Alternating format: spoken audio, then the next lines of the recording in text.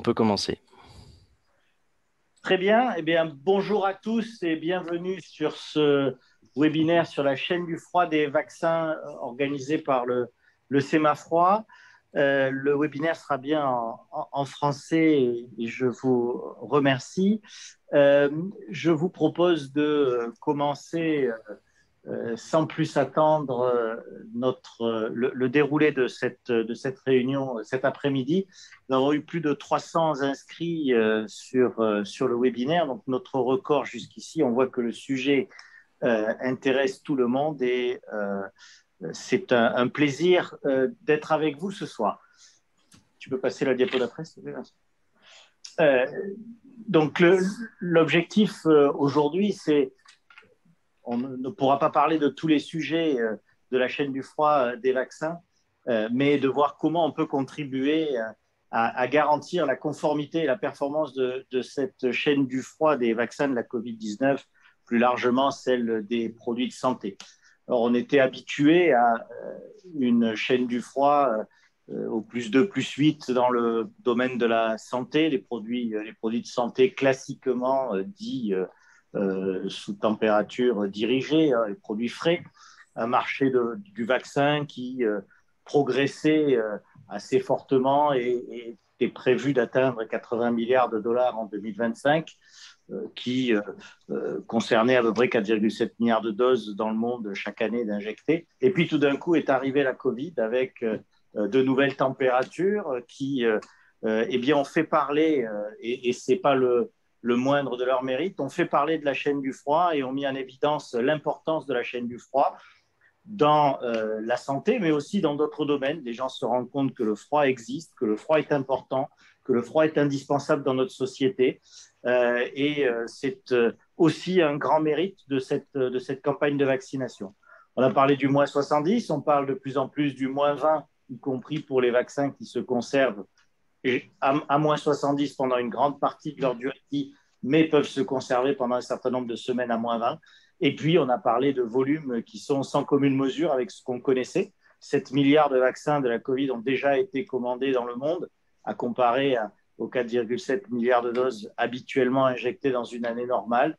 Et certains pays, comme le Canada, ont commandé jusqu'à 9,5 vaccins par personne. Tu peux passer, s'il te plaît. Donc, une révolution. Et tout ça implique beaucoup de monde. Alors, on s'est mis au milieu parce qu'on travaille avec vous tous, mais tous ces gens-là sont en relation et impliqués sur le sujet avec une implication de l'administration, les ministères, les agences de sécurité sanitaire du médicament, les agences régionales de santé, la haute autorité de santé, etc. Les associations, l'Institut international du froid, l'AFF, Transfrigoroute, la chaîne logistique du froid, l'Organisation mondiale de la santé qui a été en première ligne dès le début et qui a commencé déjà il y a un an et qui a annoncé ici même au CEMAFROID les sujets de température à moins 70 en juin dernier, les organismes de normalisation et puis tous les acteurs de la chaîne du froid des vaccins qui vont depuis, eh bien, évidemment, les laboratoires pharmaceutiques qui ont beaucoup travaillé ces derniers mois pour élaborer différentes formes de vaccins, tous ceux qui contribuent à les transporter, les distribuer, les injecter, et puis tous ceux qui fournissent du matériel, des solutions pour cette chaîne du froid des vaccins de la Covid-19. Nous sommes tous aujourd'hui autour de la table et nous avons essayé d'avoir un panel d'intervenants représentatifs de l'ensemble de ces intervenants dans la chaîne du froid des vaccins. C'est un métier, c'est un vrai métier que de faire de la chaîne du froid. On a vu certaines improvisations, on a vu récemment des interventions à la télé de gens qui tout d'un coup s'improvisaient spécialistes de la chaîne du froid des vaccins, le maire qui invente sa glacière, l'universitaire qui sort sa solution miracle. Il y a autour de la table des gens qui depuis des années ont cumulé de l'expérience, du savoir-faire, et c'est important que nous mettions ça en avant ensemble. Et la conformité de la chaîne du froid du vaccin, ça ne s'invente pas. Ça ne s'invente pas en 3 jours. De même que les laboratoires qui ont élaboré des vaccins ces derniers mois n'ont pas commencé hier, mais ont élaboré ces vaccins sur la base d'une longue expérience en la matière. Si tu peux passer la suivante, Vincent. Alors, pour garantir la conformité et la performance de la chaîne du froid des produits de santé, eh bien, on va avoir besoin de construire ces matériels, ces solutions, de les mettre en œuvre, mais aussi de les tester, de les qualifier dans des laboratoires. Ce sont les essais en laboratoire, mais les essais aussi sur site. Un matériel doit être qualifié dans les conditions de fonctionnement avec les caractérisations d'enceinte suivant un certain nombre de normes, dont la plus connue dans le monde francophone, le FDX 1540, mais aussi le programme qualité-sécurité de l'OMS qui permet de qualifier l'ensemble des équipements de la chaîne du froid des vaccins depuis une quarantaine d'années. La norme française sur les emballages de transport sous température dirigée des vaccins, dont plusieurs d'entre nous ont contribué à l'élaboration et qui reste une des seules au monde sur ce sujet-là, celle aussi sur les enregistreurs de température, les thermomètres, pour leur conformité, leur vérification. Nous avons aussi, une fois ces tests réalisés, des questions de certification, et c'est là le cœur du sujet aujourd'hui, parce que, eh bien, on a besoin d'avoir une chaîne du froid en laquelle on peut croire et sur laquelle on peut se reposer. Ça veut dire une chaîne du froid certifiée, depuis le laboratoire pharmaceutique jusqu'à l'injection du vaccin. Ça passe donc par des chambres froides, des engins de transport, des emballages de transport sous température dirigée aux différentes températures, des armoires de stockage, on en a beaucoup parlé, et évidemment des reconnaissances. Et on parlera entre autres du label Certicol Pharma, qui est une des reconnaissances existantes de la conformité de cette chaîne du froid. Et puis de l'expertise, hein, comme je le disais, tout cela ne s'est pas fait en un jour, et il faut des experts, il faut des compétences pour développer cette chaîne du froid. Aujourd'hui, il y en a un certain nombre autour de la table, mais il y en a aussi beaucoup dans la salle, et je vous remercie pour votre participation. Et puis, on peut avoir la meilleure solution du monde, la meilleure technologie. Si on l'utilise de travers, ça ne marche pas. Et donc, il est important d'avoir du personnel formé, informé et formé. Et il y a beaucoup de travail qui est fait, en particulier par l'AFF et son groupe de travail sur la chaîne du froid des vaccins de la Covid-19, auquel participent un certain nombre d'entre vous, qui met en place des bonnes pratiques. Alors, pour parler de tout ça aujourd'hui, Vincent, nous avons un certain nombre d'intervenants. Alors, nous allons commencer par la stratégie logistique des vaccins contre la Covid-19 qui sera présentée par Walter Arnaud du ministère de la Santé. J'espère que Walter a pu nous rejoindre. Et, je remercie d'être avec nous. C'est pas simple pour lui dans les moments que nous vivons actuellement. Il est très très pris et je le remercie vivement d'être parmi nous. Nous aurons ensuite le point de vue de l'OMS sur la chaîne du froid des vaccins de la Covid-19 avec une approche plus mondiale, et l'intervention d'Isaac Gobina qui travaille au sein de la cellule vaccin de l'OMS, qui nous fait l'honneur d'être parmi nous aujourd'hui, qui interviendra en anglais sur une présentation dont les diapositives sont bilingues. Et puis, nous aborderons ensuite les enjeux de la distribution des vaccins par les experts du sujet dans le milieu de la pharma, et Fabien de Paoli et Eric Steiner de Sanofi et de GSK, les leaders du vaccin qui sont très en pointe sur ce sujet. Et puis ensuite, nous continuerons avec les acteurs de la distribution, Véronique Young d'OCP, qui ces derniers jours déploie la solution de distribution vers les pharmacies à -20, nous fera part de la vie de distributeurs et de répartiteurs pharmaceutiques en particulier. Et puis, nous passerons aux équipements qui sont nécessaires à cette chaîne du froid avec Sébastien Guénégan de Petit Forestier, loueur de matériel frigorifique, qui présentera ce qui a été mis en place ces derniers mois par les loueurs spécialisés dans le froid, et puis des fournisseurs comme Carrier avec Guy Fannock qui nous présentera ce qui a été mis en termes de certification depuis plusieurs années et à travers le label Certicol. Jean-Sébastien Collet, qui est un utilisateur de ces matériels chez l'Express du Froid, qui nous présentera l'intérêt de la qualification et de la certification. Et Gilles Labranque, fabricant français d'emballage de transport de produits de santé, grand acteur de ce marché au niveau mondial, qui nous fera part de la certification et de son expérience en la matière pour la distribution des vaccins. Et nous terminerons par des échanges de questions-réponses avec l'ensemble des participants et une conclusion de ce séminaire. Sans plus attendre, je vais donc laisser tout de suite la parole à Walter Arnaud du ministère de la Santé pour nous parler de la stratégie logistique des vaccins contre la Covid-19 en France. Merci Walter d'être parmi nous ce soir. Alors, bonsoir, j'espère que vous m'entendez bien. Très bien. Bon, alors écoutez, on va pouvoir commencer.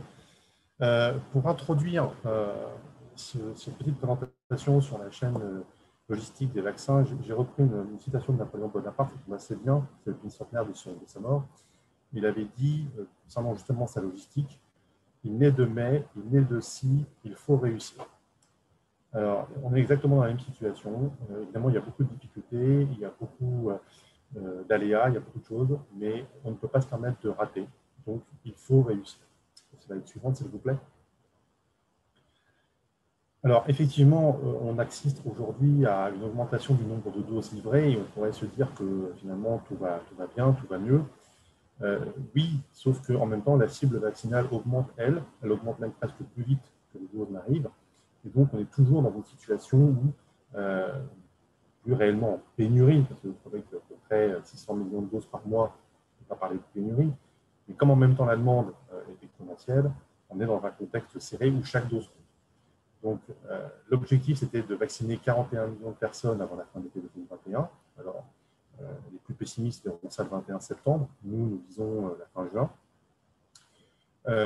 Avec, quand on le voit, un certain nombre de doses qui nous seront livrées, 40 millions de doses de Pfizer, un peu plus de 30 millions de doses d'AstraZeneca, si tant est que AstraZeneca tienne ses engagements, 12 millions de doses Moderna, et puis quelques millions de Janssen, qui lui a l'avantage d'être à injection unique, donc une dose égale une vaccination. Et donc, finalement, quand on regarde bien, on se rend compte qu'il y aura pratiquement autant de doses que de vaccins à faire aux patients.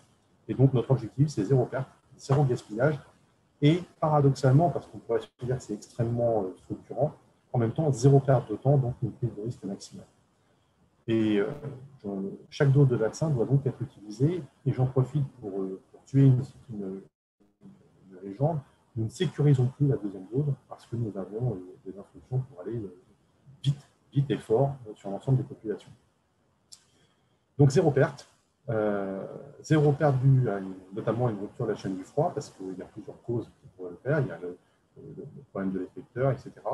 Mais moi, d'un point de vue logistique, je m'assure que nous avons zéro perte logistique, c'est-à-dire pas de casse, pas de colis qui se perdent, pas de colis qui soient inopérants à cause de rupture de la chaîne de froid, et donc zéro gaspillage. C'est-à-dire que chaque plateau que nous recevons de vaccin, chaque boîte de vaccin, doit arriver à un effecteur qui doit pouvoir vacciner le nombre maximum de patients. Alors, les conséquences, c'est d'abord un respect strict de la chaîne du froid, mais lors de ce webinaire, je pense que vous en êtes tous conscients et puis vous en êtes tous des professionnels. Donc, cela va de soi, mais ça fait du bien de le dire parce qu'on a vu des pays, notamment en Europe, qui s'en sont un peu affranchis, qui s'en sont mordus les doigts. Cela a été dit précédemment, mais là encore, ça vaut le coup d'un peu d'enfoncer le clou. Ça veut dire une formation des différents acteurs au bon respect des règles de la chaîne du froid. Ça ne va pas de soi. Ça va maintenant un peu mieux, mais rappelons quand même qu'au mois de novembre, quand Pfizer faisait des vaccins à moins de 80 degrés, beaucoup d'intervenants étaient très peu à l'aise à l'idée de manipuler de la carboglace, des vaccins à moins de 80 degrés, etc. Donc maintenant, effectivement, il y a eu une montée en gamme, une montée en compétences, et maintenant, tous nos pharmaciens sont pratiquement devenus des pros de Pfizer, au point que maintenant, ça va à une vitesse assez impressionnante.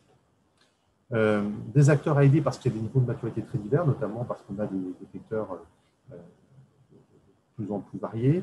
Nous avons des professionnels logistiques, nos dépositaires ou nos grossistes répartiteurs, mais nous avons aussi des gens en centre de vaccination. Des fois, ce sont des centres de vaccination éphémères. Donc voilà.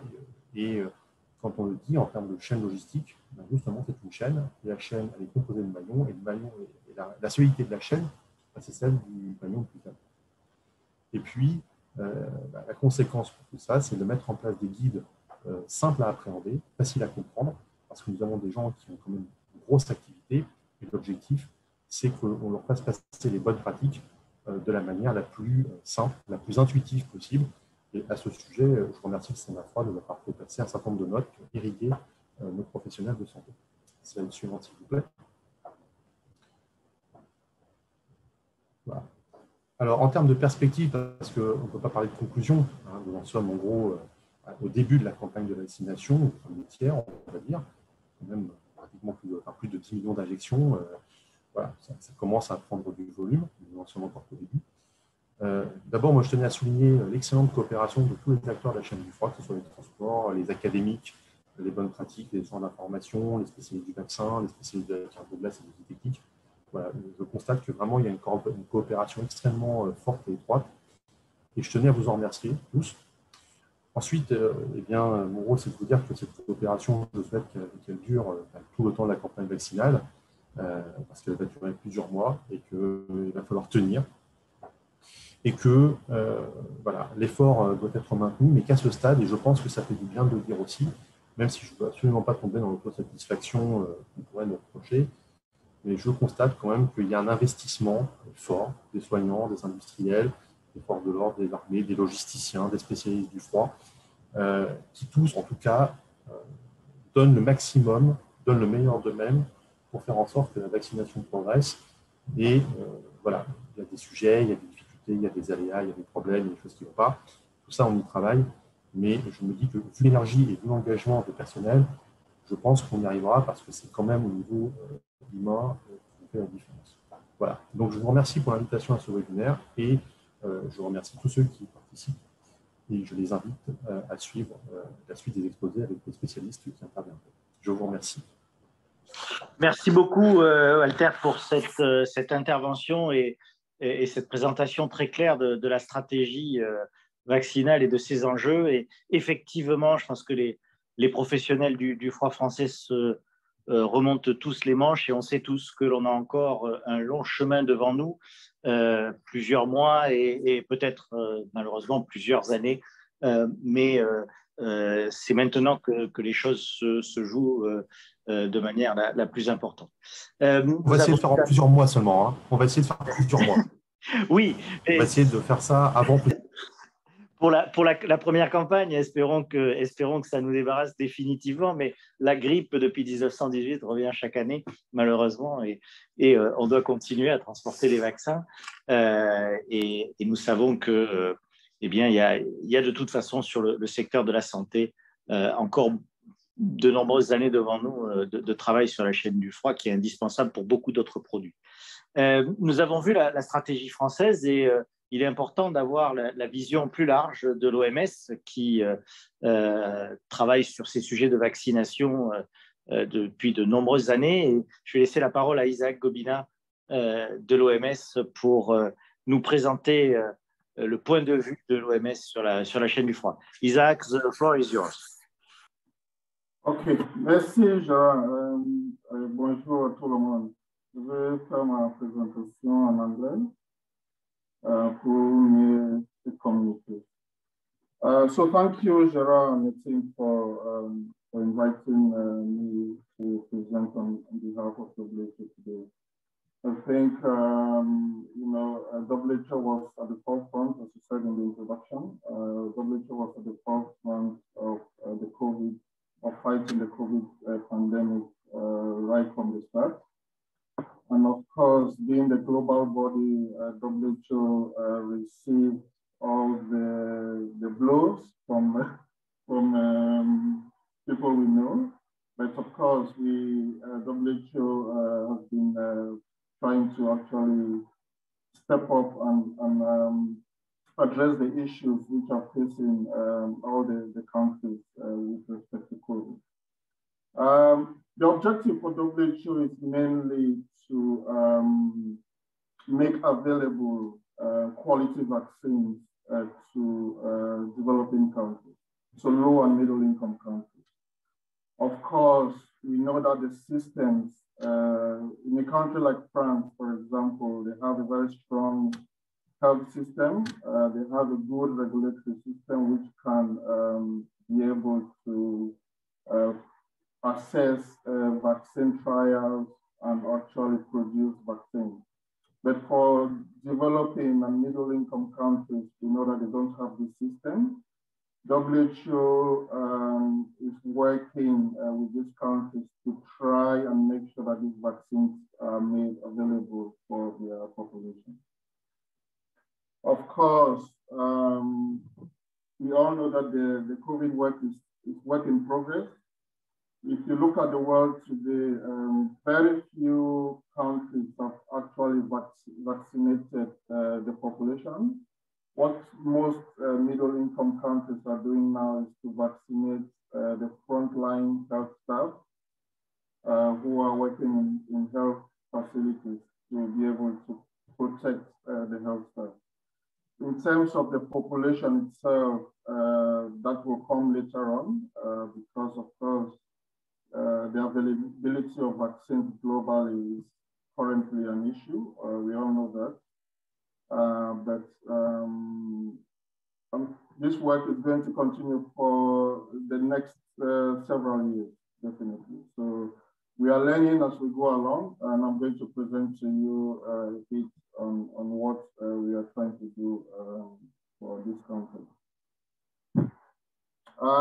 So far, WHO has received 17 applications for COVID vaccine, for the pre-qualification of COVID vaccine. 9 of them have already been authorized by WHO. So the rest are still being assessed. Of course, this means we are going to be busy for the rest of the year, just to be able to review these vaccines. Of course, everything is happening in an emergency situation. So applications are actually rolling. We don't have a set deadline for manufacturers to apply for pre-qualification. But of course, we are all on standby to receive applications from any manufacturer who has carried out their trials. So as I said, we receive applications on a rolling basis. We have a dedicated team at WHO made up of vaccine specialists as well as cold chain specialists who review both the clinical, the quality, as well as the cold chain aspects of this vaccine application. My team is dedicated to reviewing the cold chain, the packaging, and the shipment aspects of the vaccine. But there's another team which looks at more the quality and the clinical aspects of the qualification. When it comes to the packaging review, of course, as I said in the beginning, we have 17 applications. And there is, most of these vaccines are emergency vaccines. They have not gone through all the normal regulatory processes, which in usual circumstances vaccines go through. So the cold chain aspects are usually challenging because, of course, experimental vaccines are usually vaccines which are stored in very low temperature. Usually in the WHO immunization program, we have majority of the vaccines are 2 to 8, apart from a few. But in this situation with COVID, we have a situation where most of the vaccines require freezing temperature. Of course, we also know that some of them require ultra low temperature for storage. So this is a big challenge because there's a wide variety of vaccines in terms of storage conditions. So we rely mainly on the stability profile provided by the manufacturer and the storage conditions recommended by the manufacturer. When it comes to our temperature monitoring devices, those who are familiar with WHO pre-qualification, they know that we have a list where we have a specification for temperature monitoring devices for vaccines. But of course, those specifications don't apply to COVID vaccines because of the temperature or storage requirements for this vaccine. So what we are doing here is to gather information from vaccine manufacturers such that we can be able, probably at the middle of this year, to come up with new specifications which apply to this range of COVID vaccines we have received. Of course, there's a classification issue here on how to classify the COVID vaccines according to their temperature requirements. This is not an easy task. The data is coming in as we work. It's work in continuous progress, so it's not an easy task to do. But of course, once we get all the vaccines submitted, we are going to be able to come up with a classification of the vaccine such that we can have dedicated temperature monitors to use for the shipment. Some manufacturers propose active solutions. So instead of having passive isothermal boxes, they propose active solutions. This, of course, is not a very suitable solution for developing countries because, of course, there needs to be a reverse cold chain to bring back those active boxes to the manufacturer. So for developing countries, we prefer to have passive solutions. But of course, if the manufacturer only has active solutions, we discuss usually with UNICEF, who is the main procurer, to liaise with the receiving countries such that they can be prepared to have a system in place to do the reverse cold chain of the active solution. Next. Okay, so for in-country support, we have another department called the Expanded Program on Immunization in WHO, which is dedicated to supporting countries once the vaccine arrives in the country. So at the moment, very few quantities have gone to these countries. As I said, frontline health staff are the main ones targeted at the moment.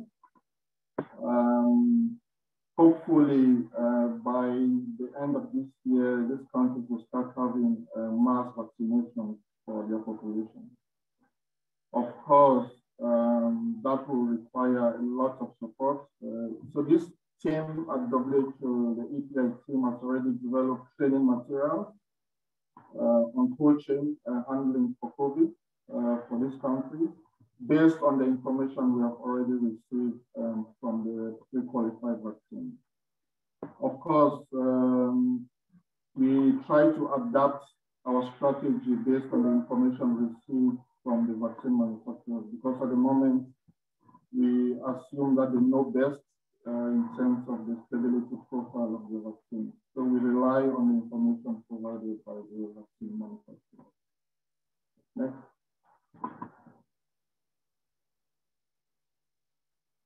So the main challenge so far has been, from a higher level, COVID is a very special situation when it comes to WHO because, first of all, it's a very sensitive topic. So what WHO has done is to have an extra layer at a very high level to review incoming inquiries for COVID. And then that is channeled now to the vaccine pre-qualification team, which usually, in usual situation, will interact directly with the manufacturer. So at the moment, there is an extra layer which deals with vaccine manufacturers. There is a huge variability in the requirements. I think I said that earlier. So it's very difficult to have a complete overall COVID cold chain strategy at the moment. So what we are doing as we receive the doses is to develop, for those of you who know WHO work very well, there is the International Shipping Guidelines for Vaccines developed by WHO. A new version came out in January. What we are doing is to have a supplement to that shipping guideline, which will be dedicated to COVID. So we are receiving information from manufacturers as they come, and by mid of this year, by June, we should be able to publish a new shipping guidelines, which will be as a supplement dedicated to COVID vaccine. So also we are, reviewing our specifications for vaccine freezers. We have realized that some of those specifications need to be adapted to COVID vaccine because we have received 1 or 2 COVID vaccines which don't, whose stability profile doesn't match our pre-qualified freezers. So we are working on that to modify the specification for our vaccine freezer. Of course, these are things we cannot know ahead of time. It all depends on the information we receive from manufacturers.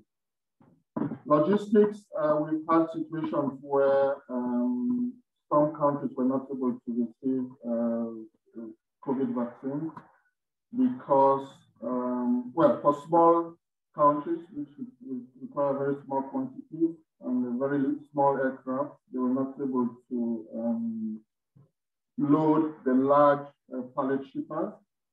We had to go back to the manufacturers to develop new shipping boxes just for those countries.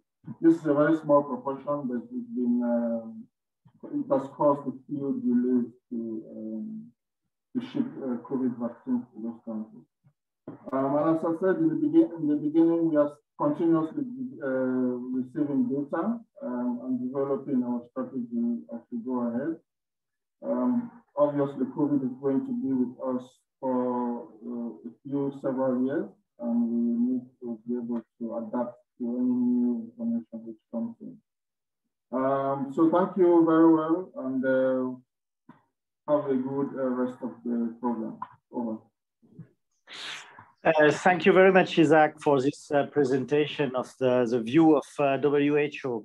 Merci beaucoup, Isaac, pour cette présentation sur les positions de l'OMS et nous voyons que c'est important à l'échelle mondiale. Nous allons continuer avec la présentation des laboratoires pharmaceutiques et les enjeux de la distribution des vaccins par Fabien De Paoli et Eric Steiner. Je vous rappelle que si vous avez des questions, même si nous les traiterons à la fin, vous pouvez les poser d'ores et déjà en ligne sur le chat du séminaire. Et je vais sans plus attendre laisser la parole à Fabien De Paoli, directeur distribution des vaccins de GSK pour le transport des vaccins de la Covid. Fabien, je te laisse le micro. Oui, tout d'abord, je tiens à remercier Semafroid pour cette invitation. Et donc, ma brève présentation va porter sur le transport des vaccins Covid. Slide suivant, s'il vous plaît. Voilà. Donc, tout d'abord, ici, nous avons affaire à 3 grandes gammes de température de conservation. La première qui est bien connue, qui est la gamme 2.8, qui est pour exemple, qui concerne donc le vaccin AstraZeneca. À noter des temps de stockage relativement réduits, 6 mois, comparé à un traditionnel 3 ans pour la plupart des vaccins. Donc, première gamme assez bien maîtrisée et bien connue de 8. Une deuxième gamme qui correspond à la gamme qui va de moins 15 degrés à moins 25 degrés. Un exemple, le vaccin Moderna. Le vaccin Janssen ou Johnson & Johnson est aussi dans cette famille-là. Donc là aussi, on peut constater une durée de stockage relativement courte, de 7 mois. Finalement, on peut dire la nouvelle gamme qui fait vraiment parler d'elle est la gamme pour le vaccin Pfizer, le vaccin Comirnaty, désolé pour l'erreur de frappe, c'est Comirnaty. Dans ce vaccin-là, la gamme de température va de moins 60 à moins 90 degrés et on parle d'une période de 6 mois. Très récemment, cette semaine-ci, il a été publié un addendum qui précisait que durant cette période-là, il était prévu de pouvoir sortir de cette gamme et de passer à moins 25, moins 15 degrés pendant un temps bien court. Donc, d'un côté, on a une gamme de conservation principale et ensuite, nous avons une gamme de conservation. Dans la gamme de conservation, on se retrouve dans la gamme plutôt traditionnelle, donc du 2-8 pour les trois vaccins. Et là, très intéressant de noter que les temps sont réellement courts. Pour le vaccin, on va dire Pfizer, comme Comirnaty, on parle de 5 jours. Pour le vaccin Moderna, on va parler de 30 jours. Pour le vaccin Johnson, on va parler de 3 mois. Mais donc, on parle en termes de jours ou de mois, on ne parle plus en termes d'années. Et le vaccin AstraZeneca, là aussi, on parle d'une période de l'ordre de 6 mois. Et en fait, c'est la prolongation de la température de conservation principale. Donc, le premier challenge qu'on aura à rencontrer lorsqu'on va passer de cette température de conservation principale à la température de conservation avant utilisation, est le transfert de conditionnement. Dans la première partie, on va essentiellement utiliser des conditionnements qualifiés par les fournisseurs,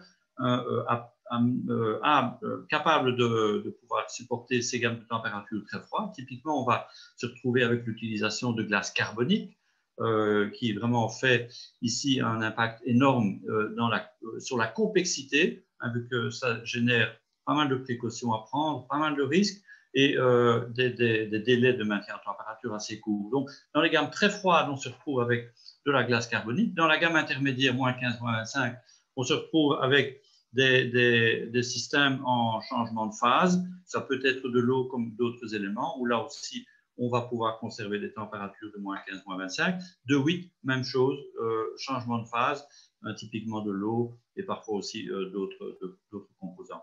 Donc, on est passé de température basse à une température de 8. Donc, ici, on peut parler de transport. Slide suivant. Alors, le transport va consister à dire comment peut-on passer de l'un à l'autre. En réalité, ce transport doit vraiment être limité à l'étape la plus lointaine ou la plus proche possible de l'utilisation. Ce transport doit vraiment être en bout de chaîne. Le domaine de conservation est utilisé bien souvent dans les premières parties, et ce qui caractérise aussi la distribution de ces vaccins Covid est le fait que nos chaînes de distribution sont, on va dire, des chaînes courtes, avec relativement peu de partenaires, dans le sens que peu d'intermédiaires. C'est bien souvent le producteur, le distributeur, et on arrive à ce moment-là très vite, très proche de l'utilisation finale. Donc ça, c'est une caractéristique qui impacte de manière très notable l'entièreté de l'organisation de la chaîne de froid, comme cela va être expliqué plus tard par les autres intervenants. Ce transport entre ce domaine de conservation et ce domaine de conservation principal et ce domaine de conservation finale va se faire à l'aide d'emballages isothermes. Et ici, à noter qu'il est important de rappeler que pour avoir un emballage isotherme qui est, on va dire, bien utilisé dans une configuration optimale, il est intéressant de penser à préconditionner cet emballage isotherme à la température cible, donc typiquement à 2,8. Préconditionné et réfrigéré au préalable, parce que ça va permettre de gagner quelques heures sur le transport, comme vous avez vu, le compte fait est assez court. Et ici, on voit typiquement en temps de transport un temps de l'ordre de 8 heures, tel que recommandé par le guide développé par le ministère de la Santé Ontario, ou aussi très récemment, comme proposé par le dernier update du vaccin Comirnaty, qui lui spécifie 12 heures. Donc, on peut transporter à 2,8 ces vaccins-là pendant maximum de 8 à 12 heures. Ceci ne peut être fait qu'une fois et naturellement, ça doit être documenté. Et aussi fort important, lorsqu'on passe d'une température principale à une température, on va dire, avant utilisation, il est intéressant de penser à noter sur les étuis que la température n'est plus la température de conservation principale, mais devient la température de conservation 2,8. Donc, il faut notifier cela aussi sur les boîtes de vaccins pour bien aider les différentes personnes qui interviendront ensuite de savoir à quelle température ils doivent stocker ces éléments-là. Et donc, finalement, on se retrouve avec des domaines de conservation très courts, comme dit précédemment, 5 jours, 30 jours, 6 mois. Et important de noter que le temps de transport est inclus dans ce temps-là. Donc, si on parle de 8 heures, 12 heures, c'est à déduire des 5 jours, des 30 jours ou des 6 mois. Donc, c'est quelque chose aussi qu'on doit garder à l'esprit. Et l'esprit aussi, c'est d'aller le plus vite possible, de limiter le transport, le déplacement au minimum, de manière à garantir le maintien des vaccins dans des conditions de stockage qui sont souvent plus sous contrôle. Slide suivant. Donc, tout ceci sont des règles très générales. Mais un accident peut toujours arriver et il est fort important de rappeler ce qu'il faut faire en cas d'excursion de température. La première chose est de notifier Notifier veut aussi dire isoler, c'est-à-dire clairement identifier les éléments qui ont été impactés par l'écart, par la déviation, en précisant ne pas utiliser, de manière à ce qu'il n'y ait pas de confusion. Attention, ces éléments-là ne doivent pas être utilisés car ils ont été exposés à des conditions, je vais dire, non attendues. Ensuite, documenter. Documenter, c'est quoi? C'est expliquer ce qui s'est passé de manière écrite, de manière officielle, dater, donner la durée, donner les valeurs minimum, donner les valeurs maximum. Qui est le point de contact? Quelle est la personne qu'on peut contacter si on souhaite avoir des informations complémentaires? Une fois qu'on a cela, on peut contacter le laboratoire. Les laboratoires sont là pour aider les différents intervenants dans la chaîne et on se fait chaque fois un plaisir de pouvoir répondre au plus vite à des questions suite à des problèmes rencontrés lors de la distribution.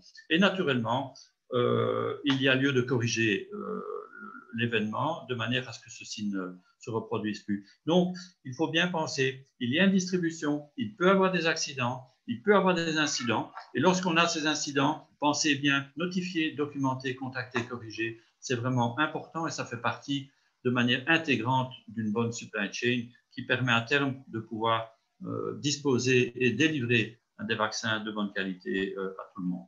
Voilà. Merci.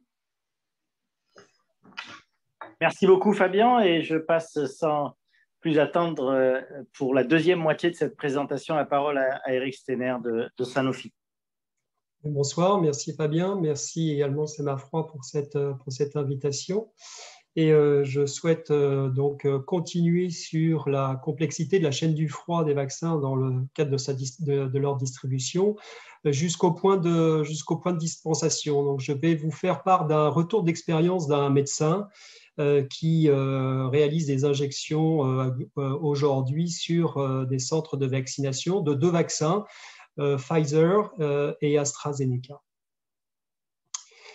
Donc la complexité, le retour d'expérience que j'ai eu avec ce médecin, c'est que la problématique est le maintien de la chaîne du froid, qui est effectivement une contrainte dans les centres de vaccination.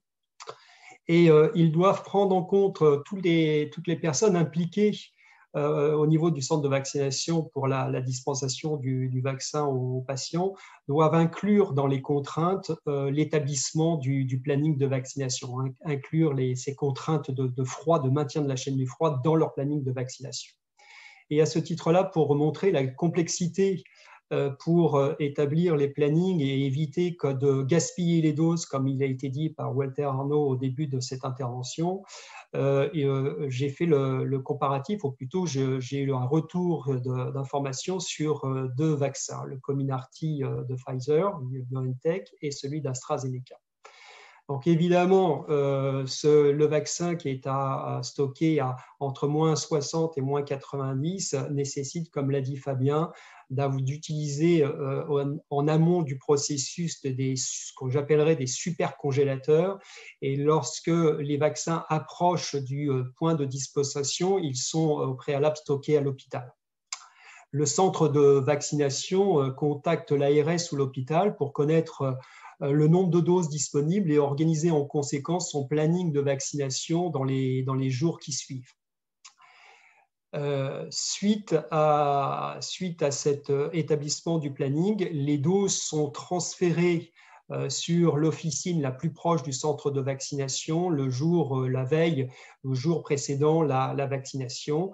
Et à ce moment-là, comme le disait Fabien, on est sur une gamme de température de stockage qui est entre 2 et 8 degrés, mais la durée de conservation est donc limitée à 5 jours, tout en tenant compte, comme l'a dit Fabien, du temps, du budget de ce qu'on appelle le time out of refrigeration, qui est donc à inclure dans le temps de transport.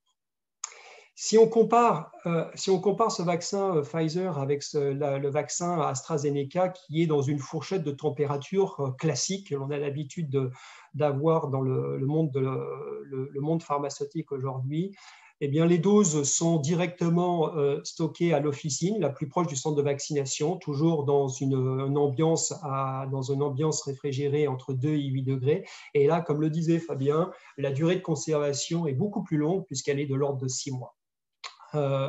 comme pour le vaccin Pfizer, le centre de vaccination contacte l'officine pour connaître le nombre de doses disponibles et organiser le planning de vaccination. Donc, à partir de ce stade-là, finalement, les deux processus se rejoignent. La différence va être au point de dispensation, le temps d'ouverture, la fenêtre d'ouverture pour l'injection qui, comme pour le stockage à l'officine, vous allez voir sur le slide suivant, est beaucoup plus courte pour Pfizer que pour le AstraZeneca.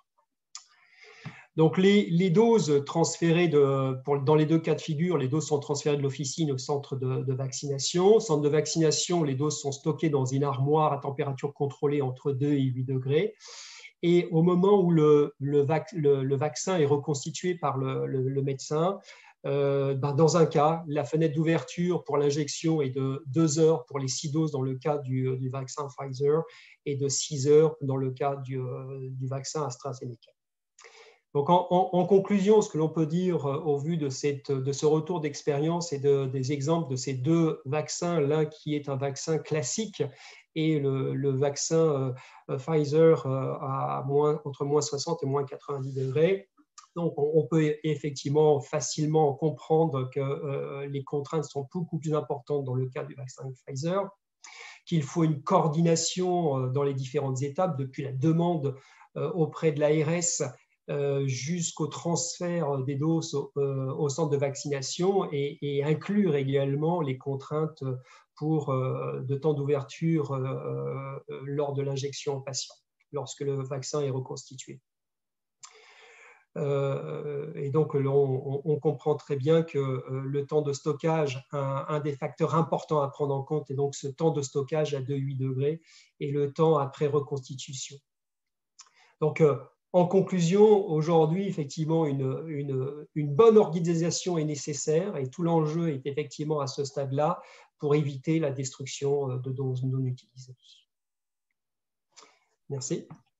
Merci beaucoup, Eric, pour cette présentation et ce témoignage du bout de la chaîne et jusqu'à l'injection du vaccin, phase critique, on l'a vu sur les délais. C'est là que le temps est le plus court et le plus compté. On va continuer sur les différentes étapes de la distribution avec l'intervention et le témoignage de Véronique Young d'OCP, répartiteur pharmaceutique, et donc qui a en charge l'approvisionnement des officines. Véronique, je vous laisse la parole. Oui, merci.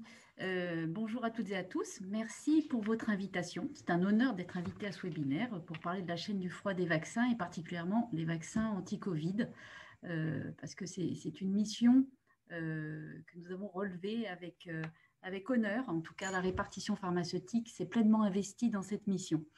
Et la répartition pharmaceutique, c'est le distributeur le plus indiqué pour organiser cette distribution vers les officines, puisqu'on touche les 20 000 officines de France 2 fois par jour, et nous sommes des experts de la chaîne du froid, puisque tous les jours, on livre des produits de la chaîne du froid aux officines. C'est pour ça que le titre que j'ai choisi, c'est « Expertise, agilité et rapidité », puisqu'il a fallu qu'on s'adapte très rapidement à toutes les contraintes que vous venez de citer. C'est les températures de stockage très différentes, des manipulations précautionneuses, tout ça très rapidement. Et on a relevé des défis et maintenant, nous sommes, c'est presque devenu de la routine pour nous. Donc, ce que vous avez déjà souligné, en effet, c'est la diversité des vaccins et par conséquent l'hétérogénéité des températures de stockage. Ensuite, les contraintes particulières de stockage et de manipulation, puisque ce sont des vaccins, quand ils sont en phase liquide, qui ne doivent pas être secoués et qui doivent être bien sûr protégés de la lumière. La contrainte des quantités limitées qui a dû être gérée par l'État et qui a eu une répercussion sur nous, puisque de ce fait, l'État nous a demandé des opérations de déconditionnement qui sont tout à fait exceptionnelles, puisqu'en tant que grossiste-répartiteur, nous n'avons pas le droit de déconditionner, nous n'avons pas le droit de toucher ce conditionnement secondaire. Or, dans ce cas précis, un décret nous a autorisé à le faire pour nous permettre de gérer de la manière la plus précise possible les quantités limitées. Alors, on ne parle pas de pénurie, puisqu'il y avait beaucoup de de doses, mais pas suffisamment au regard de la demande. Donc, on parle plutôt de quantité limitée. Et enfin, la gestion des livraisons. Alors, la slide suivante, s'il vous plaît. Voilà, donc, en effet, concernant OCP, nous avons démarré cette campagne de vaccination avec l'État monégasque, puisque nous avons un établissement sur Monaco. Et la principauté nous a confié la mission de réceptionner, stocker et distribuer les vaccins Pfizer depuis cet établissement. Donc, il a fallu qu'on étudie la chaîne logistique très rapidement, puisque nous avons dû être prêts pour la première vaccination qui a eu lieu le 30 décembre. Donc, il a fallu qu'on s'organise, puisque c'était un domaine que nous ne connaissions pas, qu'on réceptionne ces nouveaux équipements de stockage, qu'on les qualifie, et puis qu'on qualifie aussi tout le processus de réception en neige carbonique, de stockage bien sûr, de surveillance de la température, de préparation des commandes et de livraison. Et tout ça a été fait en temps record. Et maintenant, c'est une opération qui est qui est une opération de routine. Enfin, deuxième type de vaccin avec lequel la répartition travaille depuis maintenant le 22 février, c'est le vaccin AstraZeneca.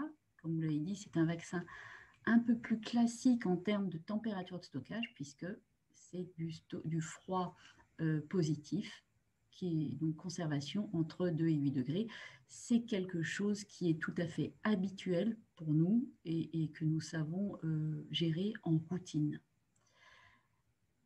Concernant la slide suivante, donc je vous ai parlé des contraintes de stockage et de manipulation. Donc en effet, le fait de devoir manipuler les flacons avec précaution, ne pas les secouer, les protéger de la lumière et bien sûr, surtout ne pas les recongeler une fois qu'ils sont en phase liquide.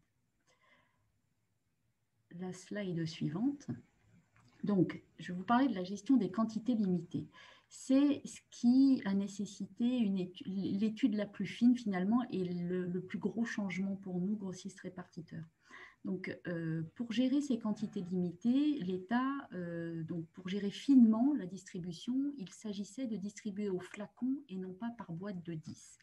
Donc, l'État a fait paraître un décret nous autorisant cette manipulation, puisque c'est normalement une manipulation qui est plutôt de l'ordre qui est normalement réservé au laboratoire. Hein, nous n'en avons pas l'autorisation. Et donc, nous répondions, nous devions préparer les commandes en fonction des ordres qui étaient donnés par Santé publique France. Il a fallu donc qu'on trouve très rapidement un dispositif de calage et d'emballage pour permettre de maintenir le flacon droit, pour éviter qu'il se balade dans la caisse. Et bien sûr, donc on a trouvé un dispositif. Hein, dans la plupart des cas, pour OCP, c'était un bloc de mousse de 3 cm d'épaisseur, lui-même placé au fond d'un carton, mais chez mes confrères grossistes, c'était à peu près les mêmes typologies de dispositifs. Et vous imaginez bien que quand on met un bloc de mousse de 3 cm lui-même dans un carton, alors même à simple cannelure, dans une caisse isotherme qui est qualifiée pour du courant, il faut refaire une qualification, ce qu'on appelle de performance, pour vérifier que ce bloc de mousse ne va pas avoir un impact sur la conservation des vaccins. Ben, c'est ce qu'on a dû faire aussi, c'est pareil, on a dû être très réactif, on a dû s'assurer que ce nouveau dispositif n'impactait pas la conservation des vaccins. Voilà. Du coup, voilà, c'est une nouvelle qualification des caisses isothermes qui étaient déjà préqualifiées, mais il a fallu les requalifier en tenant compte de ces nouveaux dispositifs. À la demande des pharmaciens d'officine, on a dû imaginer aussi des solutions pour identifier les caisses contenant les vaccins, pour leur permettre une prise en charge rapide et éviter toute rupture de la chaîne du froid. Hein. L'objectif, comme le disait le monsieur du ministère en préambule, c'est vraiment éviter la casse, éviter toute perte. Et bien sûr, tout un processus savamment conçu ne vaut que si tous les opérateurs sont formés. Nous devons former tous les opérateurs et particulièrement les chauffeurs-livreurs pour les sensibiliser à la manipulation des caisses. Nous avons revu également, nous avons été particulièrement attentifs à livrer à faire des préparations le matin pour permettre une livraison l'après-midi aux heures d'ouverture de l'officine pour éviter, encore une fois, pour permettre une prise en charge rapide et pour éviter toute rupture de la chaîne du froid. Alors, depuis vendredi, il y a, vous l'avez dit, un changement, notamment pour le vaccin Pfizer, puisque depuis vendredi, il y a eu un ajustement de l'AMM et le vaccin Comirnaty est peut désormais être stocké à moins 20 degrés pendant 2 semaines. Et ça ouvre des possibilités logistiques différentes. Ça va permettre une distribution plus facile et ainsi aussi une mise à disposition plus rapide.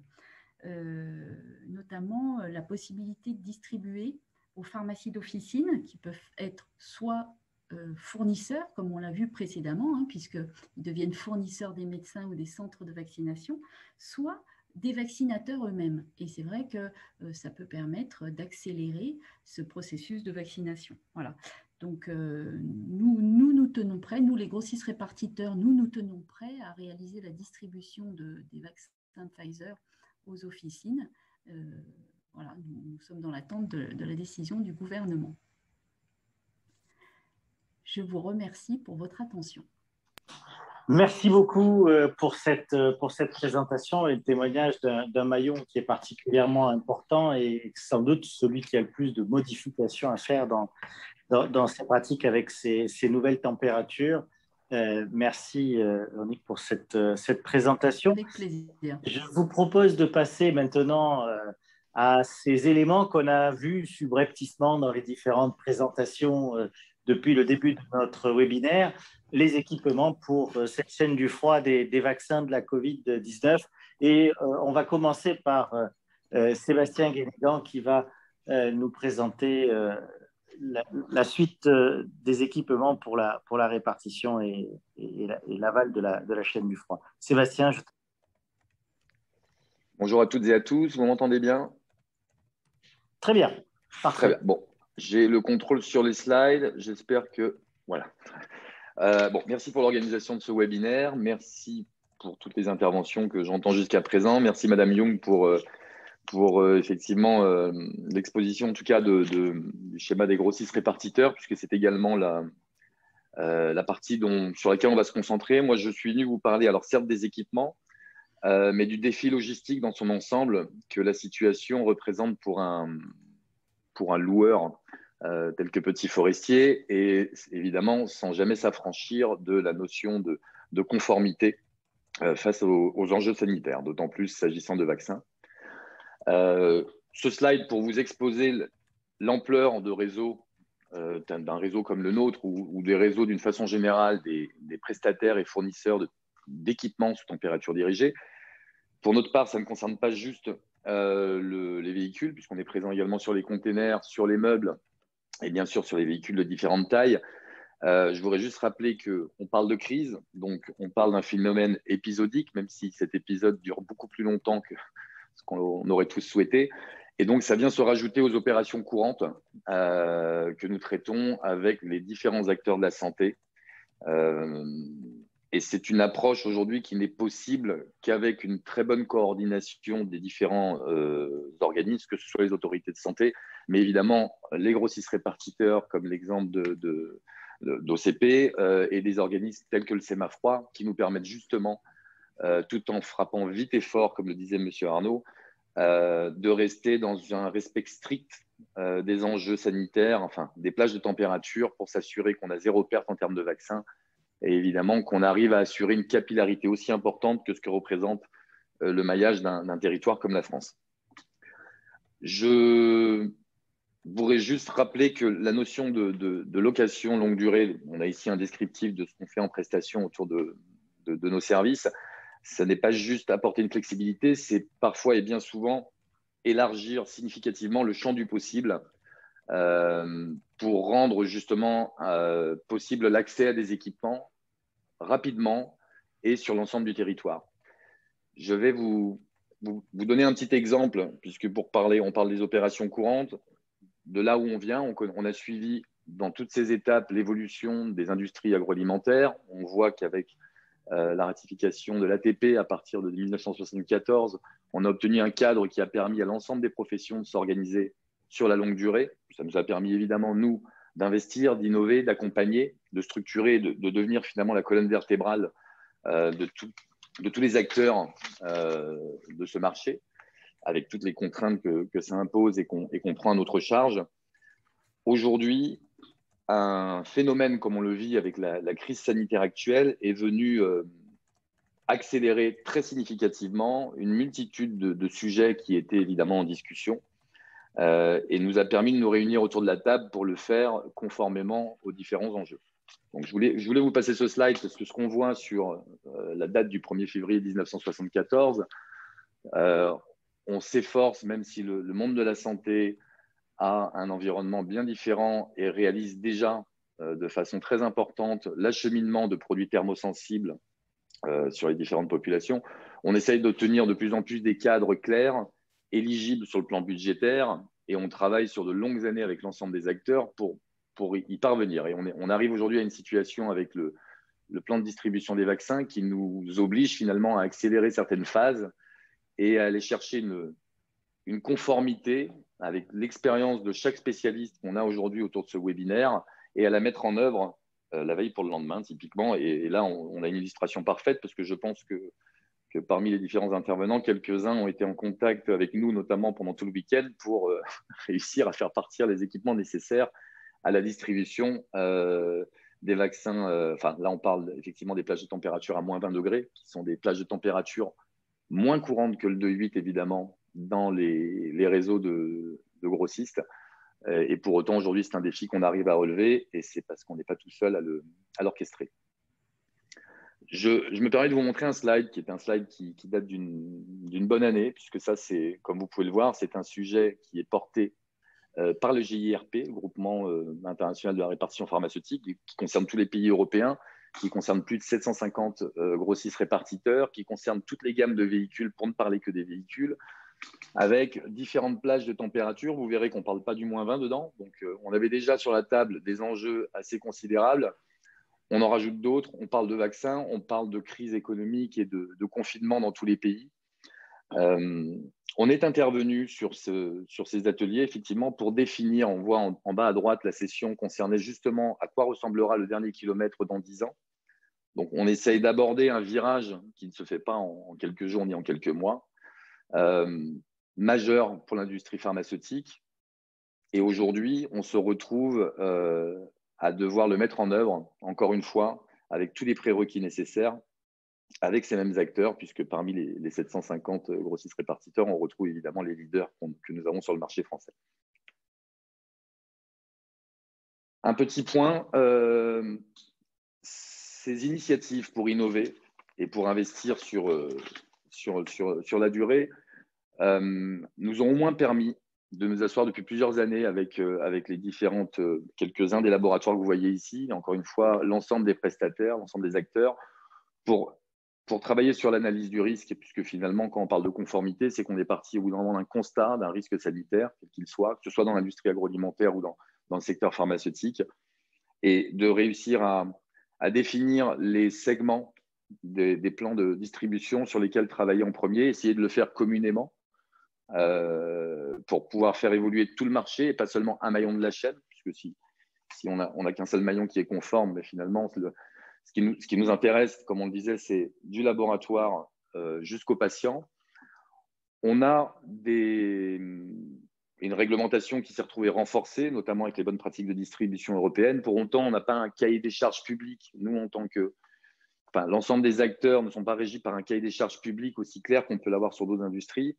Et donc, on a des recommandations, on a le Conseil de l'ordre pharmacien, on a différents organismes qui nous permettent d'avoir des repères. On s'appuie sur l'expérience et les réseaux existants, bien évidemment.